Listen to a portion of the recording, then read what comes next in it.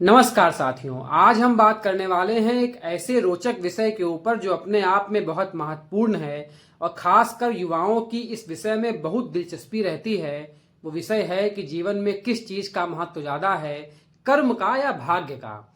आज हम इसी विषय के ऊपर चर्चा करेंगे और किसी निष्कर्ष पर पहुंचने का प्रयास करेंगे, क्योंकि इन दोनों के बीच में एक को चुनना और निष्कर्ष पर पहुंचना वास्तव में बहुत मुश्किल काम है। हम सब ने अपने घर परिवार में अपने बड़े बूढ़ों से एक चौपाई सुनी होगी कि कर्म प्रधान विश्व रच राखा, जो जस करे सो तस फल चाखा। मतलब ये विश्व कर्म प्रधान है। यहाँ पर जो व्यक्ति जैसे कर्म करता है उसको ईश्वर के द्वारा वैसे ही फल दिया जाता है। ये बिल्कुल सत्य है कि जीवन में कर्म का महत्व सबसे अधिक है। अगर आप कोई कर्म ही नहीं करते हैं और बिना कर्म किए फल की इच्छा करते हैं तो ये भी व्यर्थ है। और साक्षात भगवत गीता में श्री कृष्ण ने भी कहा है कि इंसान को कर्म करने चाहिए, फल की चिंता उसको ईश्वर के ऊपर छोड़ देनी चाहिए। अब यहाँ पर प्रश्न ये उठता है कि आप कल्पना करिए कि एक ही समय पर दो महिलाओं ने गर्भ धारण किया, और ऐसा विज्ञान भी कहता है और ऐसा सामान्य मानव या सामान्य बोलचाल में भी कहा जाता है कि गर्भ धारण करने के 3 महीने के उपरांत उसमें जीव की उत्पत्ति होती है। सरल भाषा में कहा जाए तो उसमें आत्मा का प्रवेश होता है। अब आप सोचिए कि एक महिला किसी संपन्न परिवार से आती है और एक महिला अति गरीब परिवार से आती है। ये तो बनी बात है कि जो संपन्न परिवार से आती है उसको अच्छा भोजन मिलेगा, जूस मिलेगा, पिस्ता बादाम काजू खाने को मिलेगा। वहीं जो गरीब महिला है उसको सूखी रोटी भी खाने को मिल सकती है, कभी कभी तो क्या पता वो भी नसीब ना होती हो। और जो माँ खाएगी उसके पेट में पल रहे बच्चे को वही पोषण मिलेगा।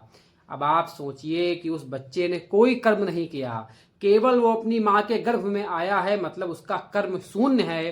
पर यहीं से उसके साथ भेदभाव चालू हो गया कि एक बच्चे को तो पेट में अच्छा पोषण मिल रहा है, वहीं दूसरे बच्चे को पेट में अच्छा पोषण नहीं मिल रहा है। तो यहाँ पर काम आता है आपका प्रारब्ध, आपके पूर्व जन्मों का फल।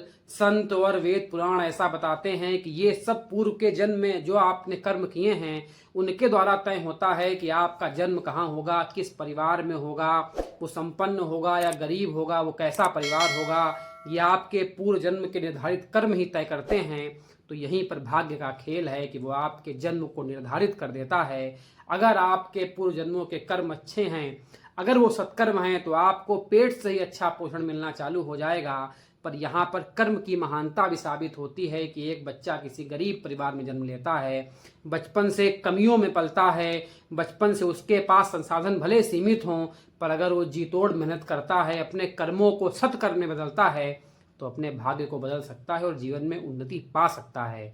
लेकिन हमें ये नहीं भूलना चाहिए कि भाग्य का खेल तो उसके गर्भ में आने के साथ ही चालू हो गया था, जहां उसको मिलने वाले पोषण में ही भेदभाव कर दिया गया। तो भाग्य और कर्म दोनों परस्पर चलते हैं, बिना किसी एक के भी आपका काम नहीं चल सकता। कर्म प्रधान विश्व रच राखा, ये बात तो सही है, पर अगर उस कर्म में, उस मेहनत में भाग्य का पुट ना हो तो आप सफलता बिल्कुल नहीं पा सकते। एक मजदूर जो रात दिन मेहनत करता है उससे अधिक मेहनत कोई नहीं कर सकता, पर कई बार सफलता उसके भाग्य में नहीं होती, या यूं कहा जाए कि भाग्य उसका साथ नहीं दे रहा होता, इसलिए वो अपने जीवन में सफल नहीं हो पाता। जीवन में सफल होने के लिए ये अति आवश्यक है कि आपका कर्म सही दिशा में हो, उसके ऊपर आपके साथ आपका भाग्य हो, आपके साथ आपके ईश्वर का आशीर्वाद हो, तो ही सफलता आपको निश्चित मिल सकती है।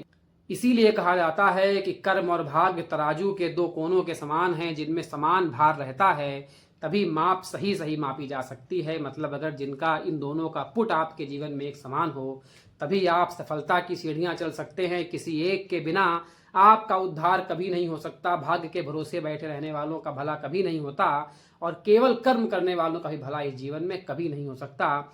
जैसे कहा जाता है ना कि दैव दैव आलसी पुकारा, ईश्वर की पुकार केवल आलस से भरे हुए लोग करते हैं जो कर्महीन होते हैं। इसीलिए कहा जाता है कि जीवन में सत्कर्म करिए, अच्छे कर्म करिए, दूसरों का भला करिए, किसी की बुराई मत करिए, किसी के बारे में बुरा मत सोचिए, तो आपको ईश्वर का आशीर्वाद मिलेगा, आपको आपके भाग्य का साथ मिलेगा और आपको सफलता निश्चित ही मिलेगी। इस विषय पर क्या है आपके विचार, हमें कमेंट करके बताएं। और क्या लगता है आपको, कर्म और भाग्य में किसकी ज़्यादा आवश्यकता होती है, ये भी बताएं। जुड़े सत्यपथ के साथ लाइक करिए, शेयर करिए और सब्सक्राइब जरूर करिए। धन्यवाद।